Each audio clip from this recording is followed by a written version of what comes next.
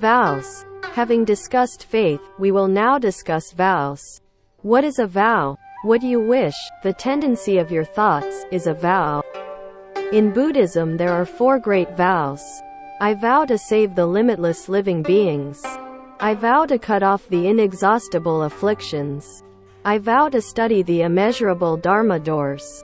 I vow to realize the Supreme Buddha way.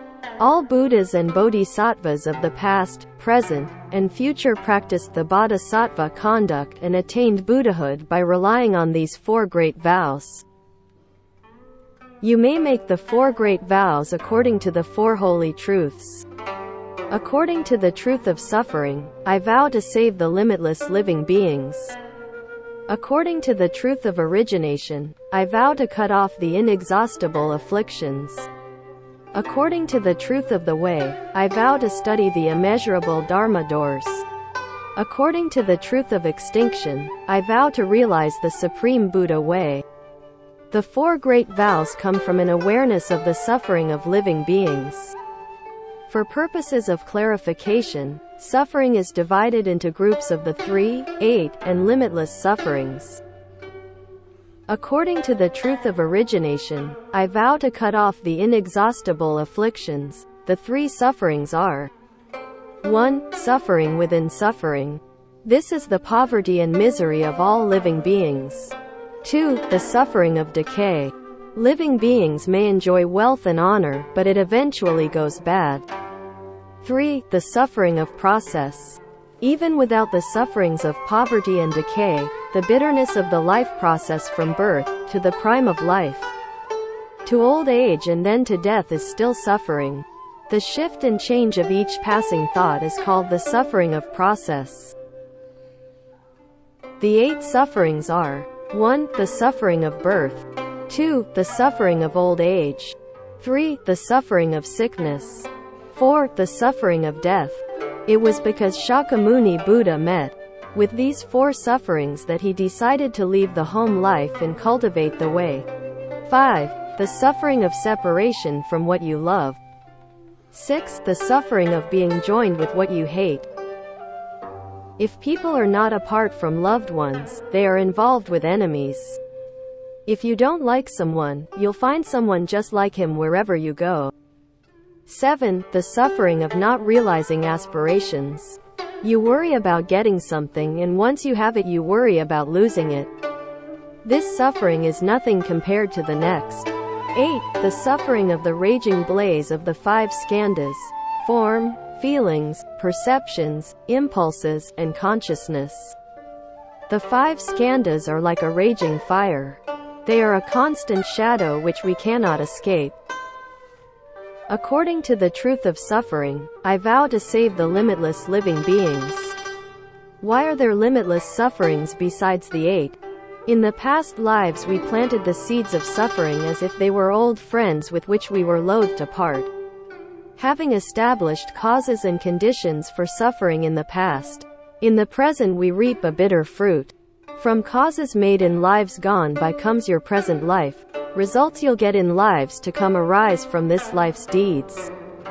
Plant good causes, reap good results. Plant bad causes, reap bad results. You fear the results. Oh, I'm suffering too bitterly, you say, but you suffer because previously you planted the causes of suffering. Living beings fear the results, not the causes from which they come, but bodhisattvas fear the causes, not the results. Bodhisattvas are extremely careful not to plant the causes of suffering, and so they do not reap the harvest of suffering. They endure their present suffering gladly. So bodhisattvas, too, must sometimes suffer, but they do so willingly. Knowing that enduring suffering ends suffering, enjoying blessings destroys blessings. Living beings, on the other hand, are not afraid to plant the causes of suffering. Good causes, bad causes, it doesn't matter, they say, I'll do it anyway. It's not important. But when the results come, oh, I can't stand it, they moan. How could this happen to me?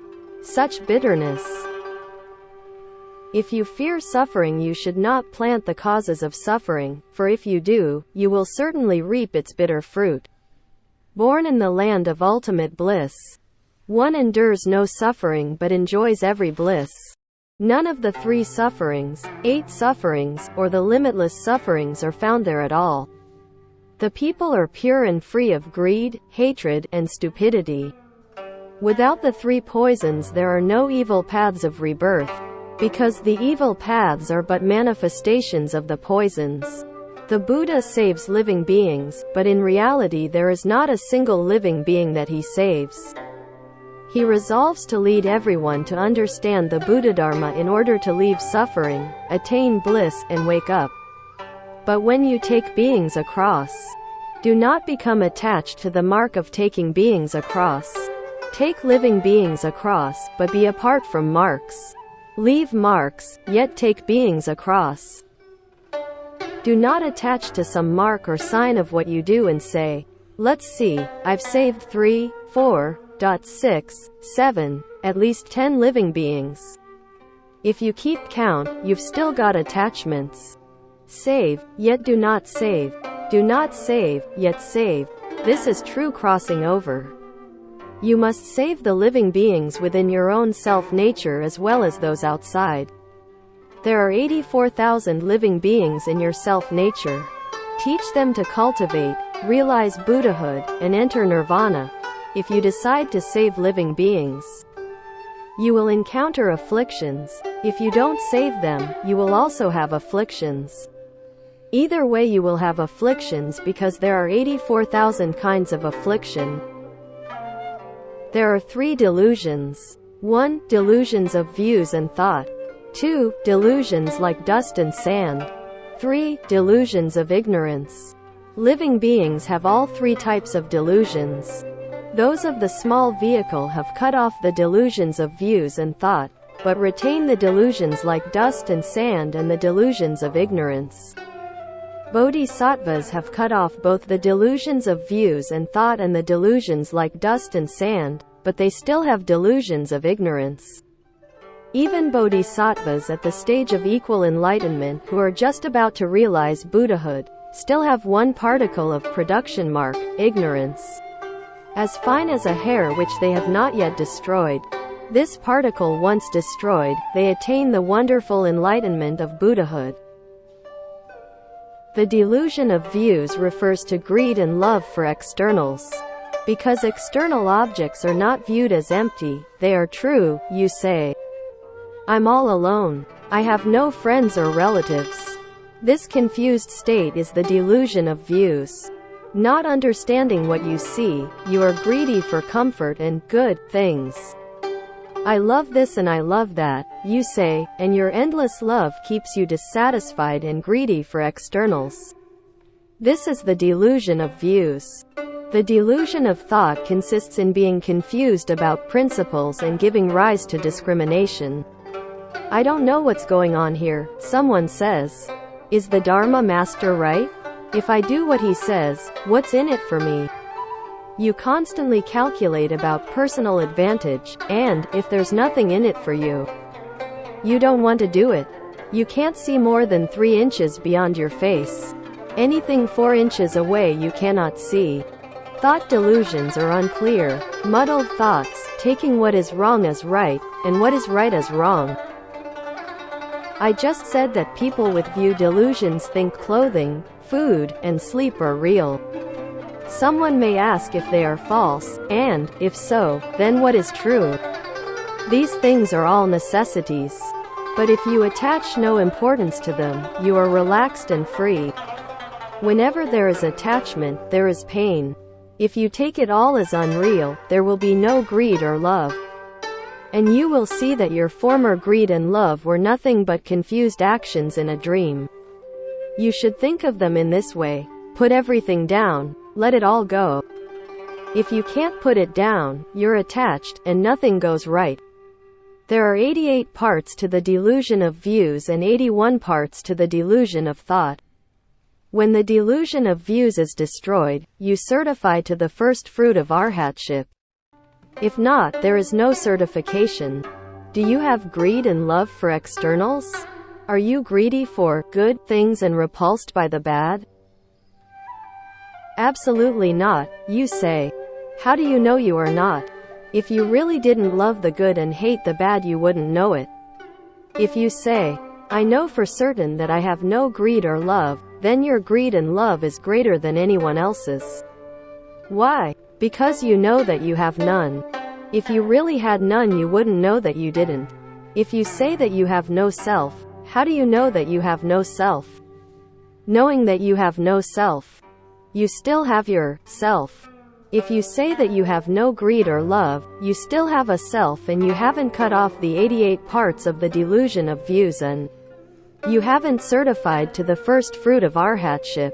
It is not simply a matter of saying it and making it so. You must truly attain this state. The delusion of views contains the 5 quick servants, and the delusions of thought contain the 5 dull servants.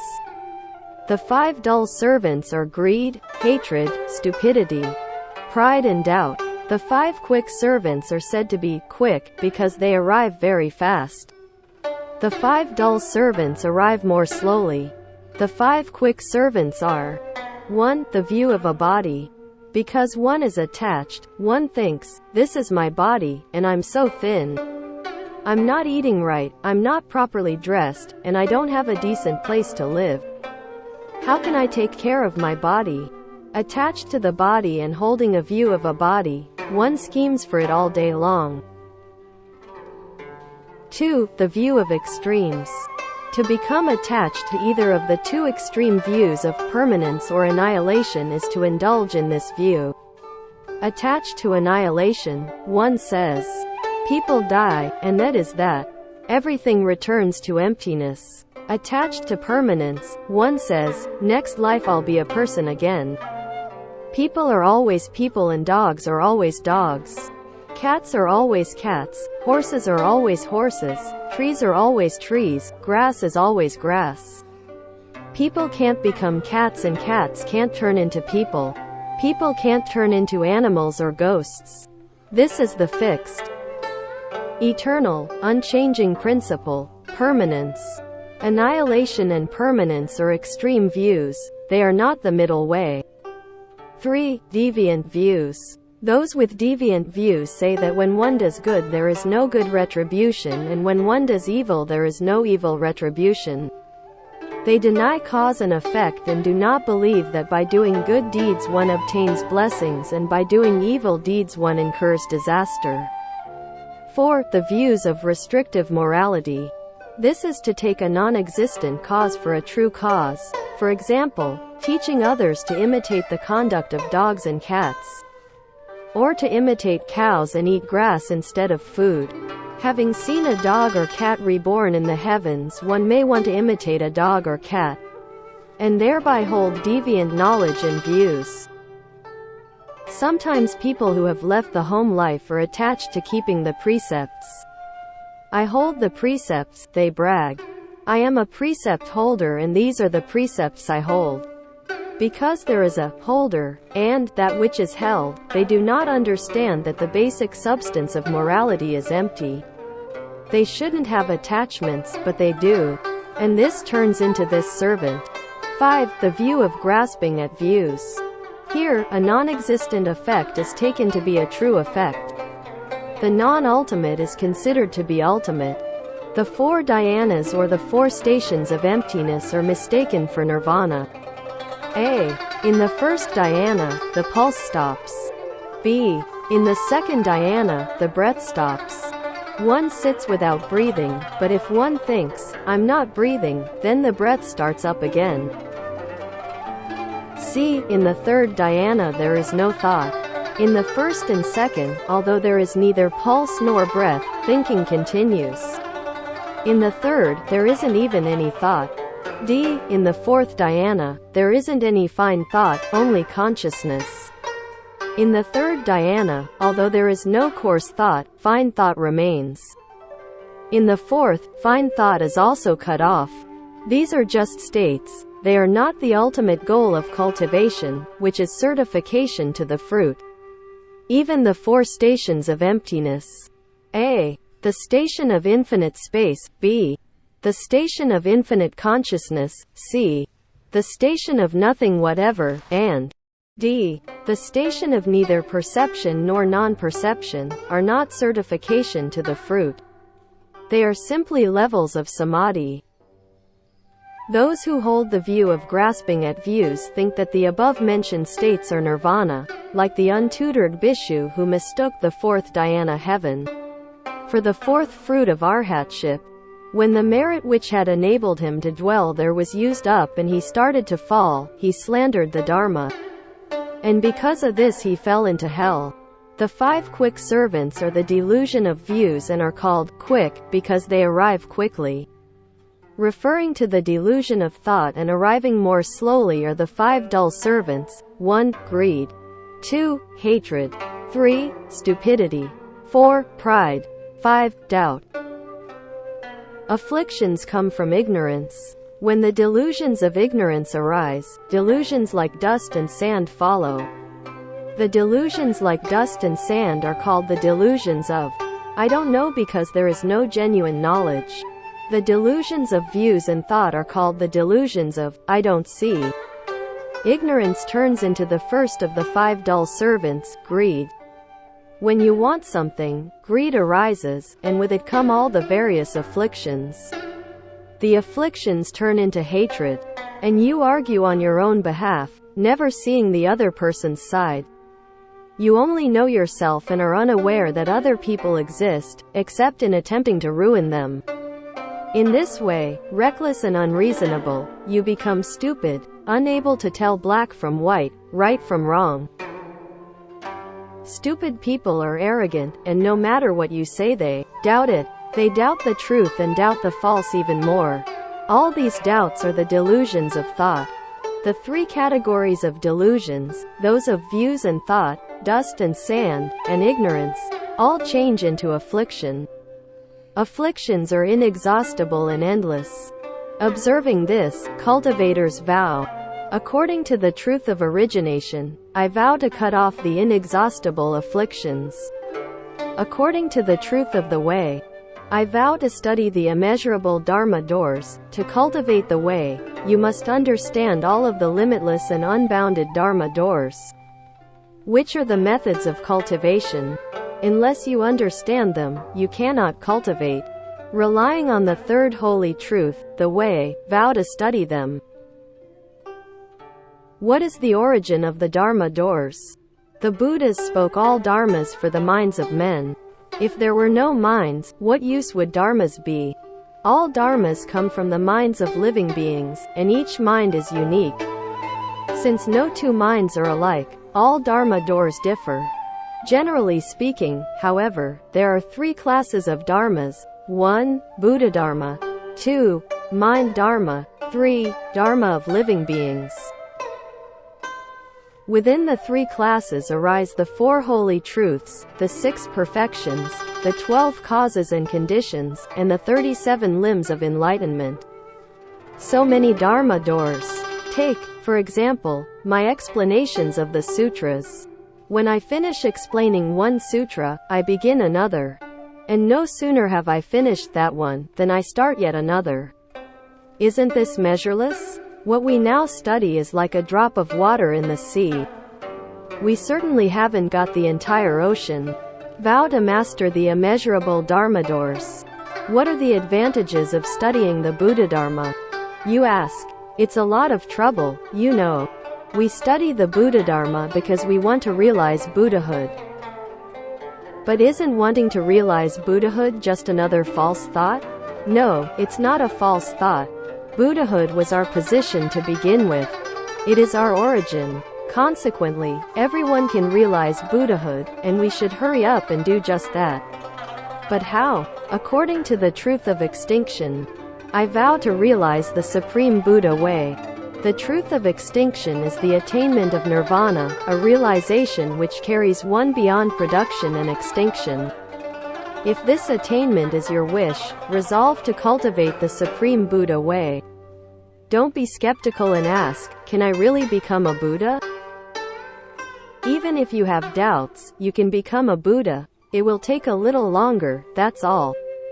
Without doubts you can do it right away. All living beings have the Buddha nature and all can realize Buddhahood. But this does not mean that all beings are Buddhas. To arrive at Buddhahood you must cultivate. For without cultivation living beings are just living beings, not Buddhas. In principle, everyone can become a Buddha, but unless you cultivate according to Dharma, and rid yourself of greed, hatred, stupidity, pride, and doubt, you won't become a Buddha very fast. This completes the discussion of the 4 vast vows. If you wish to accomplish something, you should first make a vow, then act upon it. In this way you will naturally attain your aim. This principle is illustrated by the following story. Once, Shakyamuni Buddha and his disciple Mahamudgalyayana went with a large gathering of followers to another county to convert living beings. When the citizens saw the Buddha they shut their doors and ignored him. When they saw Madgalyayana, however, they ran to greet him, and everyone, from the king and ministers to the citizens, all bowed and competed to make offerings to him. The Buddha's disciples thought this most unfair. "World-honored one," they said, "your virtuous conduct is so lofty.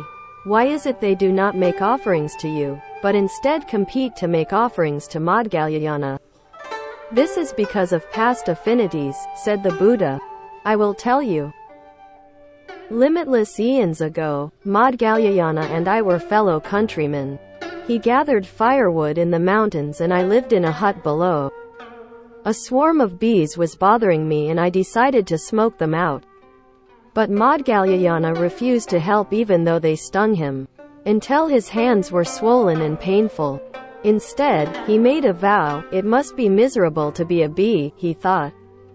I vow that when I attain the way I will take these asura-like bees across first thing. Many lifetimes later the bees were reborn as the citizens of this country. The queen bee became the king, the drones became the ministers, and the workers became the citizens. Because I didn't like the bees, I now have no affinity with these people and therefore no one makes offerings to me.